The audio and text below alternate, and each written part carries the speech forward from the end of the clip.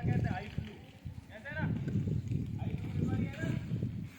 किसको मालूम है इसके बारे में? मालूम है क्या होता है बेटा? खड़ा होकर बताओ।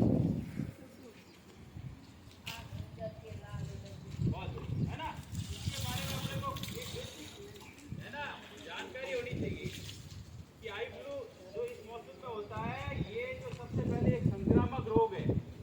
अपन ने पढ़ रखा है 9वीं क्लास में, 10वीं क्लास में, 8वीं में भी पढ़ा होगा है ना। एक आदमी से दूसरे आदमी तक ये फैल जाता है। तो इससे सबसे पहली बात तो हमें जो ध्यान रखनी है वो सबसे महत्वपूर्ण बात कि हमें जिस व्यक्ति को ये रोग हो रखा है उसके संपर्क में नहीं आना है, उससे मतलब दूर रहना है ना। समझ लो मुझे तुमको ही हो गया तो मैं सबसे पहले बचाव ये करूँ कि मैं जो है मेरे घर पे ही रहूँ। यदि मुझे आई फ्लू हो गया है तो जब तक मैं ठीक नहीं हो जाता तब तक मुझे स्कूल नहीं आना है। 2-3 दिन में ठीक हो जाएगा है ना। दूसरा, जब भी मैं कहीं पे भी किसी आवश्यक कार्य से जाऊँ तो ब्लैक कलर का चश्मा पहन के ही बाहर निकलना है ना। काले कलर का जो चश्मा था ना उसको पहन के ही निकलना है। तीसरा, इस रोग में ध्यान रखिए बार बार हमें अपनी आंखें धोते रहना है साफ पानी से, ठीक है।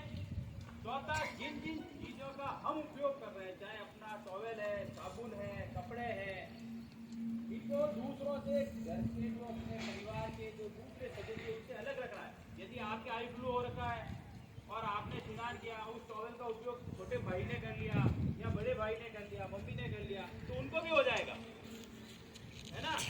तो आपको अपनी चीजों को 3-4-5 दिन तक के लिए अलग रख देना है ना।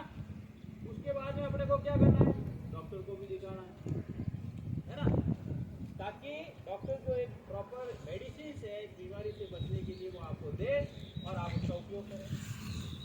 बार बार आपको अपने हाथ भी धोते रहना है, क्योंकि क्या होता है जब आई फ्लू होता है ना तो अपना हाथ सामान्य रूप से कोई भी बीमारी होती है तो बार बार उस जगह जाता है। तो हाथ साफ करने के लिए हाथ को आप टच भी कर सकते हैं, पानी आएगा तो इसलिए हमें क्या करना है, बार बार अपने हाथ को साबुन से साफ धोते रहना। कोविड हुआ था ना, कोरोना, उसमें क्या आया था, बार बार हाथ धो, सैनिटाइजर से हाथ धो। अगर हमारे पास सैनिटाइजर नहीं है तो अपने को साफ पानी से, साबुन से हाथ धोते रहना। 2-3 दिन में ये अपने आप कम हो जाएगा, लेकिन इसके लिए हमें ये कुछ सावधानी रखनी है। स्कूल बाइक में किसी कारण से हम आ भी गए हैं और हमारे पास जो साथी बैठा है उसको आई फ्लू हो रखा है, तो हमें अपनी पानी की बोतल उसके साथ शेयर नहीं करनी है। कई बार होता है ना, छोटे भाई है या पड़ोसी है, खाना खा रहे हैं मिड डे मील में, मध्याह्न में, उसने पानी पिया और हमने उसकी बोतल जो है अपनी बोतल उसको दे दी या उसकी बोतल हमने काम में ले ली, तो क्योंकि उसको आई फ्लू हो रखा है तो उसने कहीं ना कहीं बोतल पे हाथ लगा रखा होगा, हमने पिया, हमारा भी हाथ उस बोतल पे रखा, गलती से आंख पे चला गया तो हमें भी बीमारी हो जाएगी। तो इस आई फ्लू से बचने के लिए इस मौसम में हमें ये जो पर्टिकुलर कुछ चीजें हैं इनको हमें ध्यान में रखना बहुत जरूरी है।